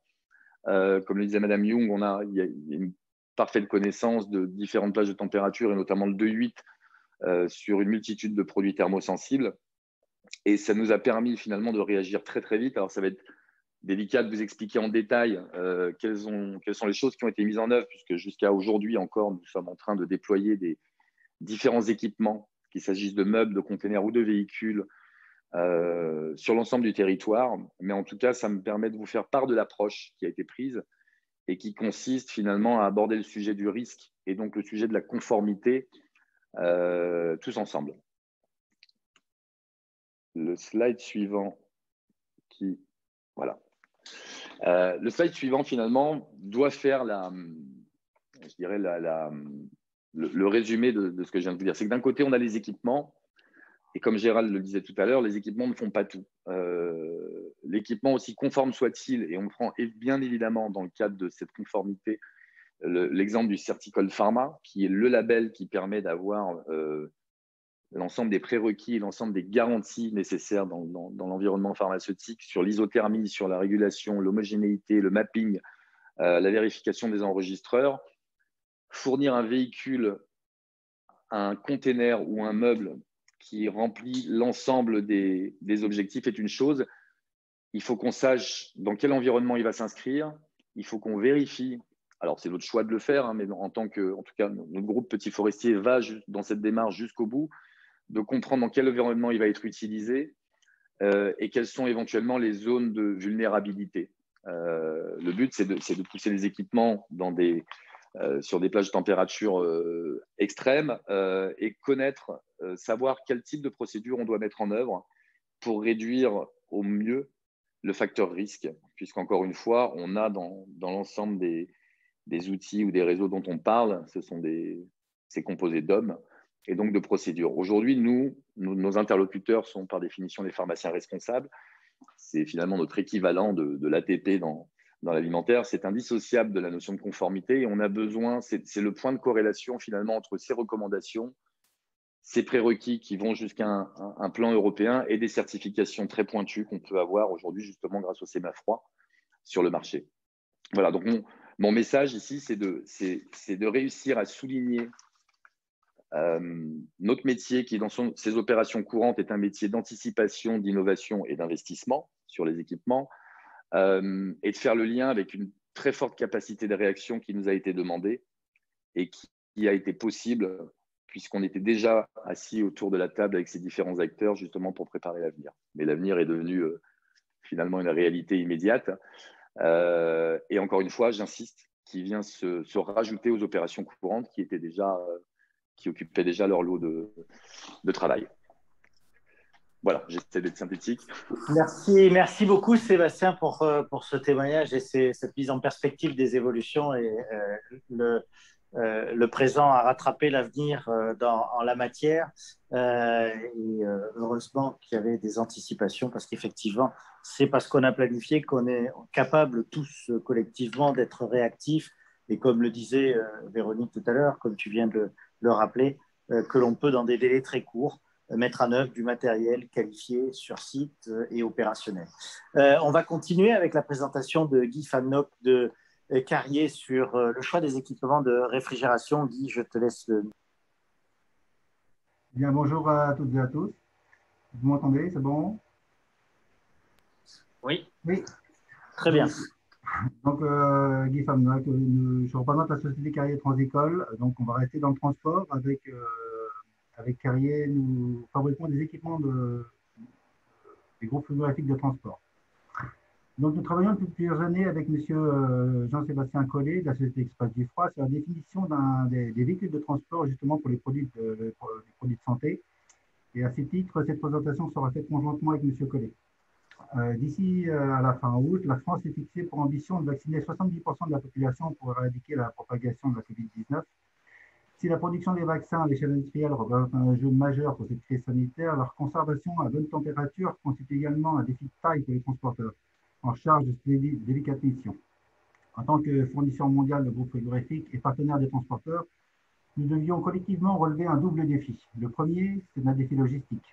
Cette année, 232 millions de doses devront être livrées et assurer à la vaccination des Français. Le second est lié à la sécurisation de la chaîne du froid, c'est-à-dire préserver les vaccins dans les meilleures conditions pour qu'ils conservent leur efficacité. Chez Carrier Transicole, nous avons mis en place une organisation spécifique pour le transport des produits pharmaceutiques sous température contrôlée, appelée la Cool Experience. Elle couvre et anticipe l'ensemble des risques et des accidents pouvant survenir durant le transport. Nous travaillons donc en étroite collaboration avec les transporteurs et plus particulièrement M. Collet, donc le directeur de la société Express du Froid, avec qui nous avons développé et fait évoluer l'ensemble de la gamme labellisée Certical Farm. Je laisse la parole à M. Collet. Bonjour à toutes et à tous. Merci pour cette invitation et pour cette participation sur ce sujet sensible de la chaîne du froid. Donc, l'idée de mon intervention est de vous présenter de manière synthétique notre approche qualité en tant que transporteur. Donc, comme évoqué par M. Famnock, l'activité de l'Express du froid est principalement orientée sur les transports de produits de santé, plus spécifiquement sur des produits pharmaceutiques tels que du principe actif, des vaccins, des produits finis, des matières infectieuses ou d'autres typologies de produits nécessitant un contrôle de température. Nous connaissons un fort développement sur ce secteur depuis maintenant 2 ans, avec une sollicitation notable sur cette fin d'année qui a nécessité et qui nécessite encore toujours pour nous une grosse montée en capacité de nos moyens de transport. Quels que soient les produits que nous sommes amenés à transporter dans le cadre de ces opérations, les besoins et les exigences de nos clients restent similaires, notamment concernant la sécurisation des flux de transport. Pour résumer, nous devons être capables d'assurer des opérations principalement sous température dirigée de plus 5 degrés, donc avec une tolérance de plus ou moins 3, plus généralement étendue à des besoins ponctuels, et surtout en ce moment, sur des températures de moins 20 degrés, plus ou moins 5, et ponctuellement sur du plus 20 degrés. Notre objectif clé en tant que transporteur, au-delà de la bonne application des bonnes pratiques de distribution et du respect de nos procédures qualité, est de surtout, nous, de notre côté, s'assurer de la robustesse de nos enceintes climatiques et de nos unités de réfrigération sur les plages de température requises durant les phases de transport. C'est-à-dire de maintenir des températures intérieures de caisse de plus 5 degrés, de plus 20, de moins 20 degrés, dans le respect des limites de valeur haute et basse, et d'être capable d'assurer et d'attester de cette qualité de régulation dans des conditions de température extrême extérieure. Pour nous, en application, cela se traduit par la réalisation de mapping selon la norme FDX 1540, avec un protocole de test réalisé en tunnel sémafroid, reproduisant les conditions de température extrême été-hiver, donc sur du plus 40 et sur du moins 20 degrés, pendant une durée de test suffisamment significative pour permettre de tester le véhicule dans une enceinte stabilisée au niveau climatique et également le milieu environnant, donc en l'occurrence le tunnel, et tout en testant aussi de manière simultanée le maintien de ces performances sur une alimentation route ou sur une alimentation secteur en cas de stockage du véhicule.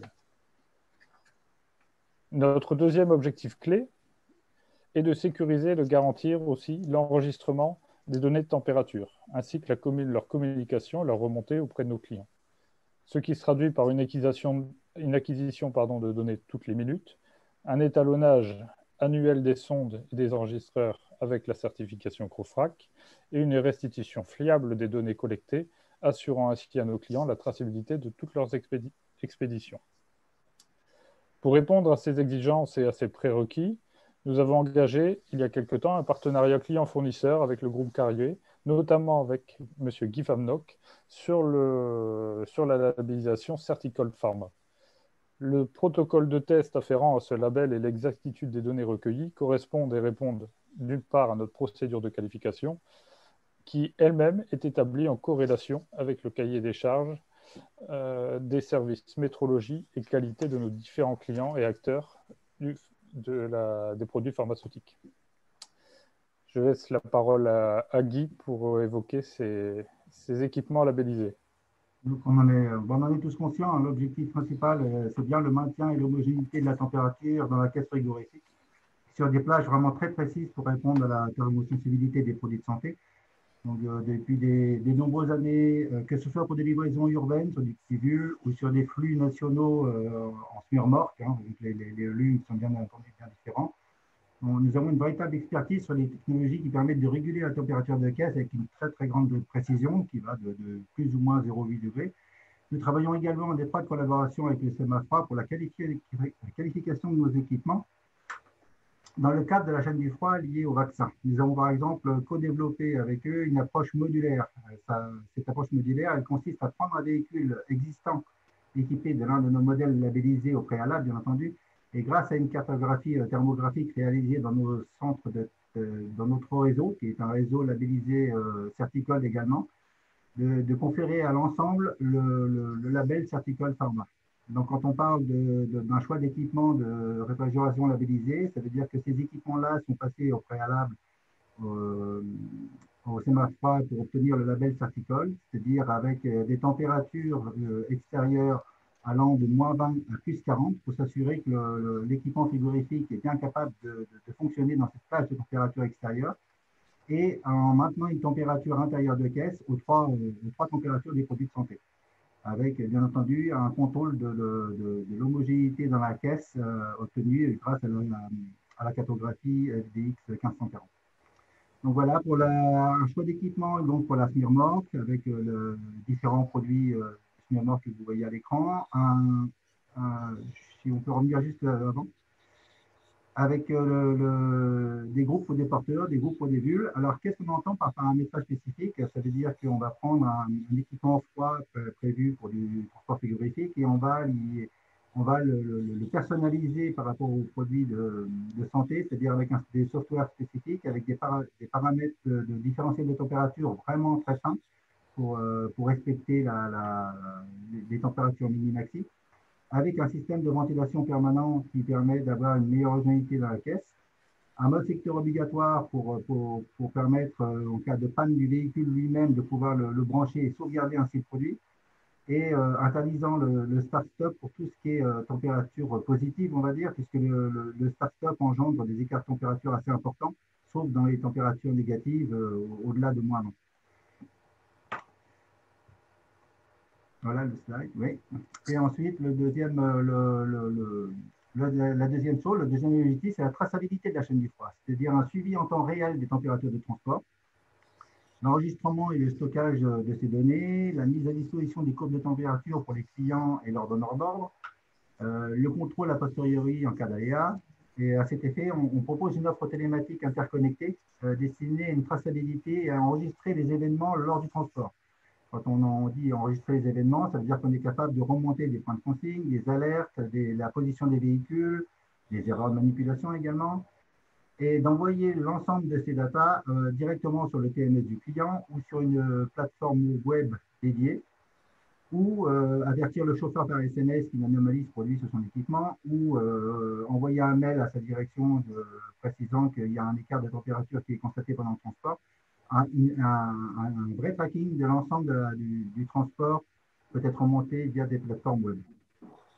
Autre exemple de service que nous proposons, le service Blue Edge, qui correspond à des contrats de service permettant de conserver un historique des interventions réalisées, d'avoir un plan de maintenance préventif spécifique pharma et de pouvoir se proposer sur un contrat full service qui inclut le service 24, l'ensemble des prestations étant réalisées par les techniciens de notre service après-vente qui est bien entendu labellisé Certicole de pharma sur les sites que vous allez voir dans le prochain slide. Donc, une labellisation possible de votre parc existant, ça c'est vraiment un gros avantage. Des centres de services Certicole que l'on a disposés un peu partout en France qui permettent donc d'effectuer les cartographies initiales ou des cartographies de contrôle aux 3, 6, 9 ans.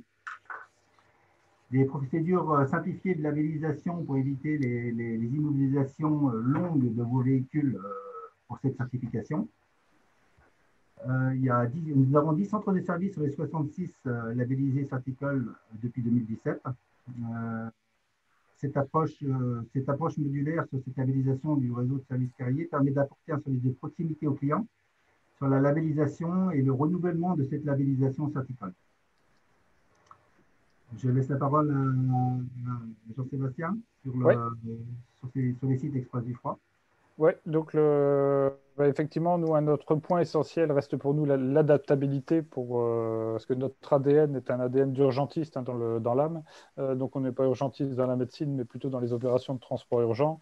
Donc, on doit être capable, nous, de répondre à des sollicitations de nos clients, quelle que soit la distance, le volume, le poids, les températures requises, de la mono, de la bitempérature, et les spécificités pouvant venir se greffer si on a besoin d'haillons élévateurs, de double étage, du transport de matières dangereuses et tout ce tout ce qui peut éventuellement en découler.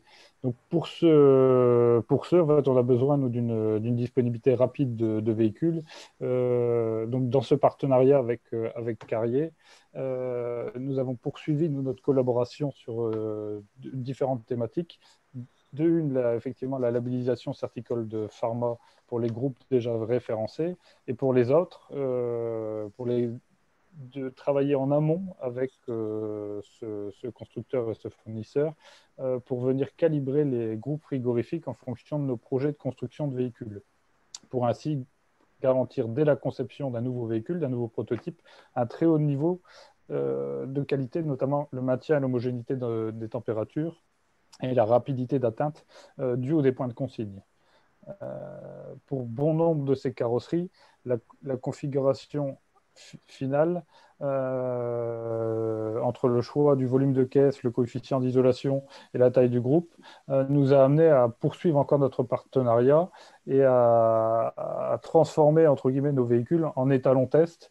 Donc, c'est-à-dire que ce sont nos propres véhicules qui ont réalisé au sein du centre Sémafroid des tests extrêmement aboutis afin de garantir la solidité de notre démarche de qualification, donc pour nous-mêmes, mais en même temps, in fine, pour les besoins de nos clients, pour s'assurer de la fiabilité de nos configurations, bien évidemment, entre le groupe, la taille de l'enceinte climatique, les enregistreurs et les sondes qui équipent nos véhicules, d'obtenir la labellisation Certicol Pharma qui fait partie de notre procédure qualité dans la qualification des véhicules, de venir certifier de nouveaux groupes et de nouvelles enceintes pour de nouvelles configurations et qui, via le Certicol Pharma et la proximité des centres, comme évoqué par M.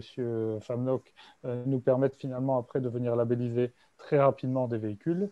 Et en même temps, ça nous a permis aussi de renforcer notre partenariat avec Carrier sur ces initiatives communes.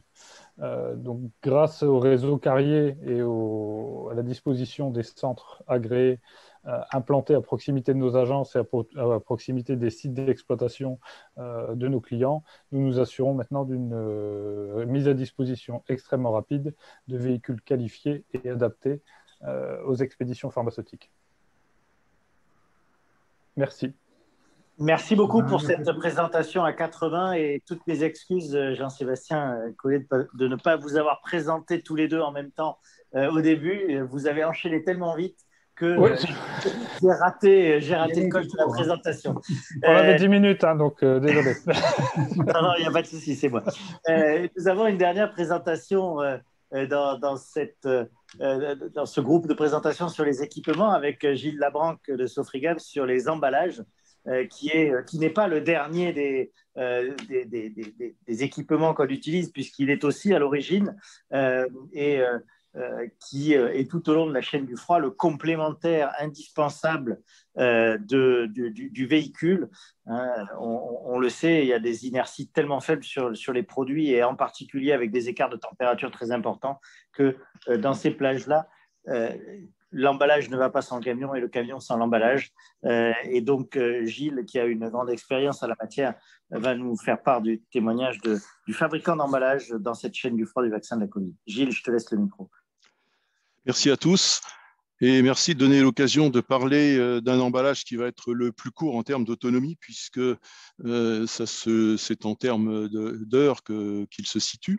Et ça permet aussi de recadrer un petit peu les choses, parce que le groupe Sofrigam propose tout un ensemble de solutions d'emballage depuis 1 heure jusqu'à 250 heures, et on va jusqu'à peu près 2 mètres cubes dans ce qu'on appelle des solutions autonomes, autrement appelées passives, mais le terme passif nous paraît impropre parce que autonome, ça signifie qu'il garantit la température dans un espace-temps et dans un espace-volume par rapport à des contraintes extérieures, et également de l'autonome régulé, avec des produits totalement décarbonés, mais ce n'est pas le sujet. Rapidement, Certicol Pharma, donc si vous voulez la slide suivante, on en parle, on va donner quelques définitions. D'où part Certicol Pharma? En fait, à l'origine, on a commencé… C'est la diapo. Oui. Bon, ça… Oui, il faut passer la diapo, s'il te plaît, oui. À l'origine, tout part de la méthode de qualification, donc de la norme NF 99, qui est une méthode de qualification des performances thermiques des emballages isothermes et réfrigérants pour produits de santé. C'est une norme qui date de 2007. Ça a été suivi ensuite, grâce à l'AFF et à l'organisation, par un guide pratique de la chaîne du froid pour les médicaments qui a été fait conjointement avec les pharmaciens et qui est sorti en 2008. Et après, le problème de ces deux documents, c'est que le premier, la norme, c'est le fabricant qui s'auto-certifie quelque part, il dit qu'il respecte la norme. Et donc, en discutant avec Gérald de Cavalier déjà depuis pas mal d'années, l'idée est de venir sur un label qui présente, et comme c'est marqué, qui garantit par une tierce partie que le produit, bon là on parle de la pochette, mais le produit en général et tout ce que vous avez entendu avant sur Certicold obéit à un cahier des charges qui est vérifié par une tierce partie. Et ça, c'est la partie la plus importante et qui était nécessaire et qui convient de souligner si on veut que le public concerné ait confiance dans les performances annoncées. Donc, Certicold, c'est une marque de qualité qui est délivrée par le SEMAFROID sur la base d'un cahier des charges élaboré par les constructeurs, les clients et les experts par rapport à des besoins. Cette définition est extrêmement importante puisque, contrairement à la norme, ça va définir exactement le besoin et ça va être vérifié par une tierce partie. Alors, en général, quand on amène son produit, son service, on l'a déjà testé, le SEMAFROID reteste derrière et vérifie que les performances annoncées sont bien remplies. Ensuite, dans le cas de figure, effectivement c'est Sofrigam, mais chacun des interlocuteurs qui a parlé de Certicold, en particulier Pharma, est audité annuellement pour vérifier que le système qualité autour du produit est bien respecté. Slide suivante, s'il vous plaît. Alors, pourquoi la pochette? Parce que la pochette, c'est le produit le plus basique et qui, jusqu'à aujourd'hui, je dirais, se trouve très peu en pharmacie. C'est la petite pochette isotherme, qui n'est isotherme que de nom.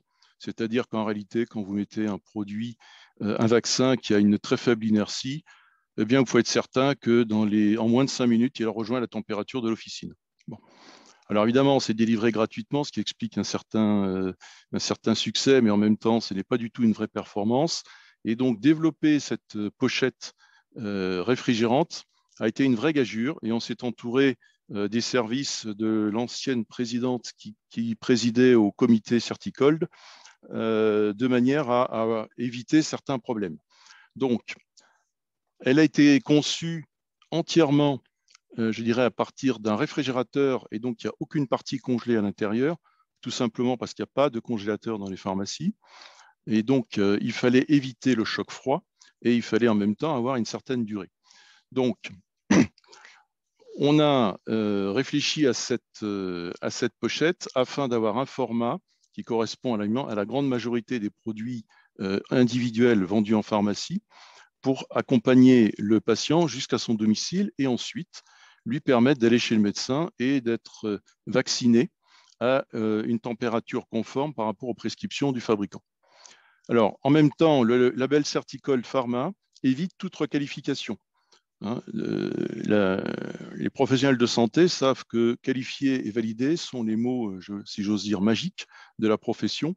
Et donc, le fait d'avoir été certifié par ce label garantit que la performance affichée ou revendiquée est atteinte. Donc, c'est un gage de sécurité et qui permet d'avoir un produit sur étagère, ce qui est principalement l'objectif quand on a des contraintes ou qu'on a des objectifs comme la vaccination de masse.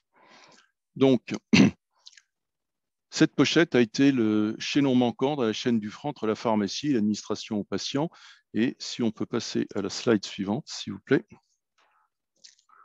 Alors, le dernier kilomètre, en fait, est un terme, je dirais, un peu générique. En réalité, ça définit le laps de temps entre le dernier professionnel et le patient. C'est la meilleure définition qu'on ait. Donc, en réalité, un dernier kilomètre, c'est plutôt exprimé en termes de temps. Et comme la multiplication des intervenants et des ruptures de charge augmente le risque, eh bien, il faut avoir un produit qui permette d'aller jusqu'à la prise par le patient. Et donc, les vaccins étant en grande majorité transportés sous chaîne froide entre 2 et 8, on a vu que dans les présentations précédentes, les vaccins ont différentes températures, mais au moment de l'administration, on se retrouve à 2,8 et après une remontée en température qui varie de 2 à 6 heures pour la vie du produit. Alors, Que se passe-t-il une fois le vaccin entre les mains du patient? C'est typiquement ce que la slide suivante va répondre. Et nous avons donc cette solution qui se compose d'une enveloppe thermique matelassée à l'intérieur par un apport en froid, donc sous forme de dose souple, réfrigérée. Et donc j'insiste sur le terme, c'est réfrigéré, donc on n'a strictement aucun choc froid possible. Elle se conserve directement au réfrigérateur avec le produit à l'intérieur, aucune manipulation. Également, un point extrêmement important qui a été signalé sur les produits Pfizer et d'autres, c'est éviter tout choc. Elle est totalement matelassée et donc on a fait les essais de chute. C'est un produit à la fois léger, donc on n'a pas de risque de casse. C'est une grande facilité d'utilisation. Elle est réutilisable jusqu'à 100 fois, donc on a mené les essais et donc reproduit tous les tests. Et elle apporte, je dirais, une très grande sérénité d'esprit, puisque là, c'est le seul produit qui permet effectivement le transport du vaccin soit au réfrigérateur, soit du réfrigérateur vers le centre de vaccination. La protection mécanique est est assurée donc par cette partie matelassée et apporte donc toutes les sécurités. Voilà. Également, en cas de remontée en température, pardon, j'ai juste un mot. Comme c'est, je dirais, vraiment le dernier maillon, même si la température remonte au-delà de 8 degrés, comme le produit est destiné à être utilisé quasiment à l'ouverture, on se retrouve toujours dans les conditions prévues par le fabricant. Voilà. Je vous remercie pour votre attention. Merci Gilles pour ce dernier maître de la chaîne du froid. Exactement. Un point nommé pour la dernière présentation de notre webinaire ce soir. J'ai vu avec plaisir que tout au long de nos présentations, nous avions de nombreuses questions, même des gens qui se sont répondus déjà en ligne et vous avez pu suivre les débats. Je commencerai par retranscrire un certain nombre de messages qui sont les messages de remerciement d'un certain nombre de participants à tous les intervenants pour leur présentation. J'en ai reçu aussi par mail depuis le début de la conférence et globalement, de grands remerciements à tous les intervenants pour la qualité de vos interventions et pour la couverture du sujet par l'ensemble des présentations. Nous avons néanmoins un certain nombre de questions qui me semblent mériter une réponse publique. On ne va peut-être pas toutes les traiter parce que certaines ont déjà fait l'objet de réponses au cours de notre séminaire et nous les mettrons en ligne et nous offrirons la possibilité aux participants d'y répondre aux intervenants d'y répondre pour que les participants puissent consulter a posteriori ces réponses. Peut-être, Ibrahim, on va commencer au début des questions et poser celles qui méritent réponse dans le débat de notre webinaire. Et donc, il y a certains constructeurs qui ont fait part de leur solution et je pense que c'est très bien parce que c'est de l'information. Attends, on remonte tout de suite. Ok, ça c'est là. Donc, vous trouverez ces éléments-là dans les échanges et je pense qu'il n'y a pas nécessité de revenir dessus, mais merci d'avoir mis ces témoignages en ligne au cours du séminaire. On va descendre. Alors, des questions sur est-ce que les hôpitaux doivent investir? Je crois que le gouvernement a investi, on est dans l'hôpital public et globalement, l'argent public a été effectivement placé pour de l'investissement dans ces supercongélateurs. Donc, on a vu tout à l'heure des exemples, y compris chez les partenaires privés, puisqu'un certain nombre de ces matériels ont été installés chez les intervenants privés. Donc, il s'est développé tout au cours de ce déploiement de la campagne de vaccination des solutions. On laissera les participants lire ce qui a été publié. Est-ce que il y a des questions sur les budgets là aussi? Je pense que c'est des questions qui pourront être répondues dans un deuxième temps parce que ce n'est pas l'objet non plus du séminaire que de faire des échanges sur ces sujets-là. Mais par contre, je pense que c'est très bien que les gens puissent rentrer en contact à l'occasion du séminaire. C'est aussi un des objectifs. Malheureusement, quand on n'est pas en présentiel, c'est plus difficile. Mais visiblement, l'utilisation du chat le permet néanmoins. Y compris sur les technologies. Et Gilles nous a parlé du débat entre le système actif ou le système passif. Et on en a vu des échanges pendant notre séminaire sur le chat. Alors, concernant la question de Bruno Cortecci d'Italie sur la fragilité des vaccins pendant le transport, je pense qu'on trouve la réponse dans la présentation que nous a fait Fabien de Paoli des différentes phases de transport, avec la possibilité à plus 2 plus 8 de transporter entre 8 et 12 heures ces différents vaccins. Je crois qu'on a répondu de ce fait à cette question.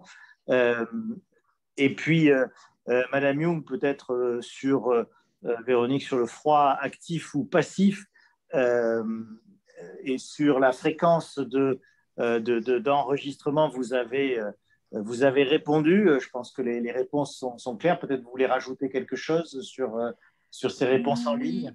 Oui, en effet. J'apprécie, j'aime l'expression de Monsieur Labranque qui parle de froid autonome plutôt que d'un froid passif. Tout à fait. C'est réellement ça, en effet.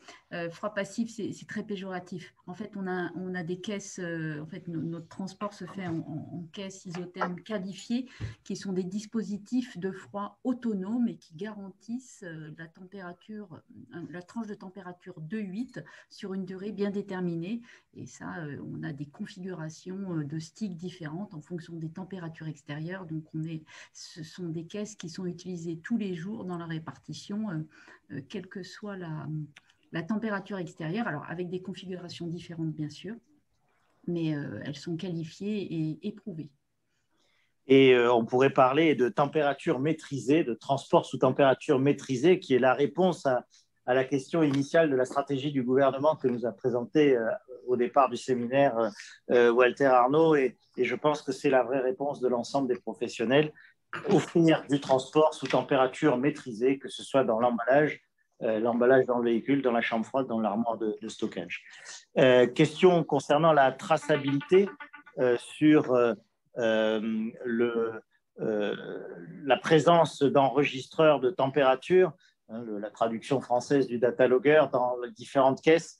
Vous avez répondu en ligne, mais peut-être que ça mérite quelques réponses complémentaires sur ce sujet-là, qui est un sujet clé. On l'a vu dans les présentations d'Éric Steiner et de Fabien de Paoli. La traçabilité des températures reste l'élément clé pour la validité et la conformité du vaccin au moment de l'injection. Est-ce que vous voulez rajouter quelque chose, Véronique, sur ce oui, point? la question. Alors, pardon, je n'avais pas compris que la question se posait à moi. En réalité, les data loggers, on les utilise très régulièrement. En fait, étant donné que nos caisses isothermes sont qualifiées dans les worst cases sur différentes saisons. Donc, en fait, ce que j'expliquais, j'ai vu qu'il y avait une question qui était apparue. Bien sûr que la météo a un impact, mais on a qualifié nos caisses de façon à, on sait combien de sticks, combien de techtiques on doit mettre en fonction de la température extérieure. Et le nombre de techtiques garantit cette température de 8. Pour faire cette qualification, alors bien sûr, on s'est adressé à Sémafroid qui a qualifié nos caisses selon la norme qui a été précitée. Et en plus de cette qualification, Sémafroid, ce qu'on a fait, c'est une qualification de performance. Et donc, bien sûr, dans ces conditions, on utilise des data loggers régulièrement dans des conditions réelles d'utilisation pour vérifier que nos caisses, elles sont toujours capables de garantir le 2,8 sur une durée bien déterminée. Donc, on n'utilise pas de data logger systématiquement dans toutes les livraisons parce qu'on n'en a pas besoin. Nos caisses sont qualifiées, elles ont été étudiées et conçues pour. En revanche, on utilise des data loggers pour faire des tests de qualification de performance régulièrement tout au long de l'année. Voilà, mais ce n'est pas une utilisation systématique. Merci beaucoup pour ces précisions. Et effectivement, on a peut-être moins insisté sur la traçabilité de température, même si Guy Famnock en a clairement parlé, si ça fait partie du label Certicold et la traçabilité de température qui a été évoquée par Éric Steiner et Fabien De Paoli est un élément majeur de la chaîne du froid des vaccins. Il était difficile de traiter de tous les sujets dans le détail, mais la nouvelle norme EN 12830, clairement élargie aux produits pharmaceutiques, traite du sujet. Isaac Gobina nous en a parlé aussi pour l'OMS, qui qualifie évidemment tout ce qui est enregistreur de température. Alors, juste, oui, je voudrais juste rajouter qu'en effet, concernant la distribution des vaccins contre la Covid, on a été particulièrement attentif et on a fait plus de tests qu'à l'accoutumée sur nos livraisons, bien sûr, plus pour nous rassurer d'ailleurs que pour surveiller, puisqu'en fait, encore une fois, nos caisses sont qualifiées, donc on est particulièrement sûr de l'intégrité des vaccins que nous livrons. Voilà, mais on réalise régulièrement des tests, et particulièrement en ce moment. Merci pour ces précisions. Alors, effectivement, nous avons des questions sur les enceintes que l'on voit à la télévision. Et on ne voit pas que des bonnes pratiques à la télévision. J'ai eu l'occasion, et Walter Arnaud également, de nous élever contre certaines pratiques. J'évoquais tout à l'heure les annonces fanfaronnantes de certains de maires qui annoncent avoir trouvé et inventé l'emballage que tous les industriels qui sont là ont mis des années à élaborer. Mais on a aussi les enceintes que l'on voit filmer. Alors le pire étant qu'en général, la personne qui est filmée ouvre la porte et la laisse ouverte pendant toute la durée de l'interview, ce qui est évidemment la pire des mauvaises pratiques, mais aussi certaines enceintes un peu folkloriques qui ne sont pas forcément celles qui sont utilisées pour le stockage des vaccins, qui ont été filmées. Et je pense qu'il faut faire attention aux vues à la télé, hein, et heureusement, les professionnels derrière ont des pratiques, mais vous le savez tous, quand un journaliste débarque avec sa caméra chez un professionnel qui n'a pas été forcément préparé, il veut absolument filmer, donc il filme quelque chose. Ce n'est pas forcément le matériel qui est utilisé, et par chance, ces images ne sont pas forcément le reflet de ce qui est utilisé. Parfois, effectivement, c'est le frigo où il y a le sandwich des gens qui font les vaccinations qui a été pris en image. Gérald, si tu permets, je voudrais rajouter un point sur la partie traçabilité. Rapidement, on est quasiment sans rupture de charge entre que ce soit l'OCP ou les répartiteurs et la pharmacie. Donc, effectivement, l'environnement qui est autour de l'emballage, il n'y a pas de grande surprise. Ce qui veut dire qu'il rentre complètement dans le dossier de qualification. Et donc, à ce moment-là, la contrainte qu'il va falloir vérifier et qui permettrait d'induire en erreur, c'est si la durée de transport, la durée entre le point A et le point B est supérieure à ce qui est préconisé, là, il y a un problème. Et il est beaucoup plus facile de mesurer un temps que de mesurer une température. Je pense que tous ceux qui font de la température, et on a un laboratoire de métrologie, en conviendront. Lire une température, c'est compliqué. Rajouter un enregistreur de température, bon, c'est déjà un coût.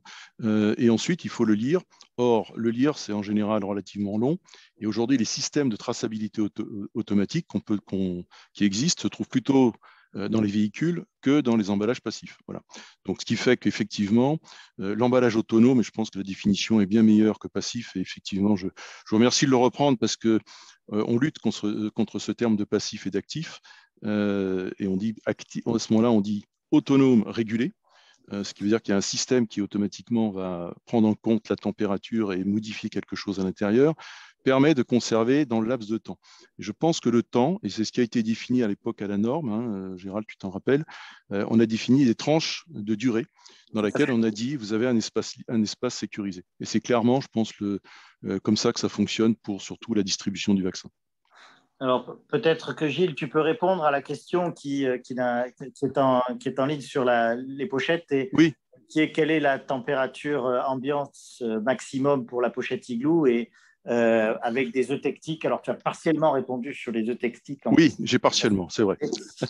Mais peut-être que là, on avait très peu de temps, donc on n'a pas répondu dans le détail. Mais là, du coup, il y a une question d'un auditeur qui veut aller plus loin. Absolument.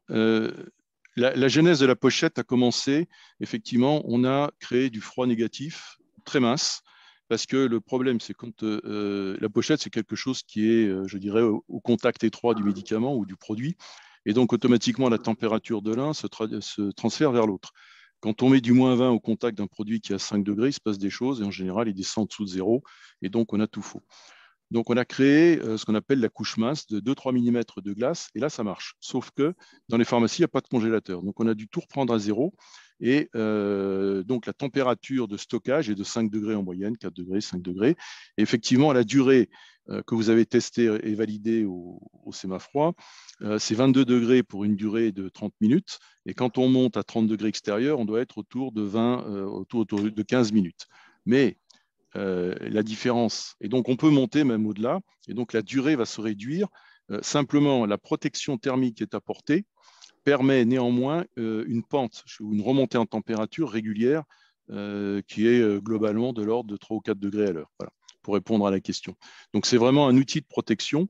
Ensuite, si on veut quelque chose de plus long ou de plus élaboré, automatiquement, il faudra augmenter l'épaisseur et la masse de froid avec. Voilà. C'est comme ça que ça fonctionne, hein, c'est la thermodynamique ou échange de température. Voilà, j'espère avoir répondu aux questions. Merci beaucoup. Et puis sinon, on va établir on enregistrera par écrit les réponses aux questions qui ont été posées en ligne et vous pourrez y accéder. On ne pourra pas répondre à toutes les questions et donc je vous propose d'arrêter là la discussion avec la dernière qui est sur les enregistreurs qui tiennent à -70. En général, ce sont les sondes qui sont à la température et le boîtier lui-même de l'enregistreur est en général à l'extérieur de l'ambiance, justement pour permettre d'enregistrer dans la durée. Je vais remercier tous ceux qui ont posé des questions et vais vous proposer de conclure. Alors, comme les débats étaient passionnants et les participants passionnés, nous avons largement dépassé l'heure de fin de ce webinaire. Je vous prie de nous en excuser. Je vois aussi dans les questions que nous avons des demandes qui sont d'aborder d'autres sujets et donc qui nous invitent sans doute à réitérer l'exercice pour traiter de la traçabilité des températures, pour traiter plus en détail des enceintes et des chambres froides. Et je voudrais vous remercier d'avoir participé. Alors, sur la carte, vous avez nos implantations géographiques actuelles dans le monde et on voit que on a traité de sujets qui sont français, qui sont européens, mais qui sont aussi mondiaux. Vincent, si tu peux passer la suivante. Sur cette carte, la présence de nos clients dans les zones gris foncé. Donc, nous travaillons avec vous sur tous ces pays et si nous sommes là, c'est parce que vous qui êtes présents aujourd'hui, à la fois les intervenants et les participants, nous avez amenés tout autour du monde pour traiter de ces sujets. Et aujourd'hui, eh bien, nous avions pas loin de 300 inscrits in fine parce qu'on a fait les diapos un peu à l'avance et donc on n'avait pas les dernières inscriptions. Et nous avons des gens qui venaient de ces différents pays. Il en manque encore puisque nous avions tout à l'heure un client des États-Unis qui participait, qui a beaucoup échangé et sur le chat et par mail avec nous pendant la séance et qui nous ont fait tous des retours très positifs sur vos interventions, sur les questions et sur l'intérêt de ce travail collectif. Et ces zones correspondent bien aux zones d'implantation des usines de fabrication de vaccins de la Covid et donc de la nécessité de relier ces usines aux patients et de distribuer ce vaccin sur l'ensemble des pays du monde. Et on voit que ce que nous disait Isaac tout à l'heure eh bien, pose encore des difficultés avec un certain nombre de pays où on est très loin de la production et donc des enjeux de chaîne du froid, pas seulement pour le dernier kilomètre, mais aussi pour alimenter sur plusieurs milliers de kilomètres et donc des durées plus longues.